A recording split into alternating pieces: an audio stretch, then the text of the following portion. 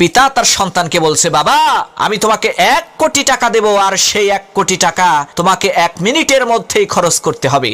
তবে মনে রাখবা, এরপরে আর কোনোদিন আমি তোমাকে 1 টাকাও দেব না। তাহলে এখন তুমি আমাকে বলো, সেই 1 কোটি টাকা 1 মিনিটের মধ্যে তুমি কিভাবে খরচ করবে? তখন সেই ছেলে বলল, বাবা আমি আমার ওই 1 কোটি টাকা এমন ভাবে খরচ করব, এমন একটা দোকান কিনে নেব যাতে সারা জীবন আমি ওই দোকানেই কর্ম করে খেতে পারি, আর সেই একটা দোকান থেকে আরো 10টা দোকান যাতে তৈরি করতে পারি, কোনোদিন যাতে আমার আর পয়সার অভাব না হয়। তখন সেই ছেলেটির পিতা বলল, বাবা ধরো তুমি 60 বছর দুনিয়াতে বেঁচে থাকবে, আর এই 60 বছরের মধ্যে আল্লাহ রাব্বুল আলামিন তোমাকে 189 কোটি মিনিট দান করেছেন। এর মধ্যে ঘুম, মজা মস্করা, আড্ডাবাজি আর শিশুকাল মিলে প্রায় 151 কোটি মিনিটই নষ্ট হয়ে গেল।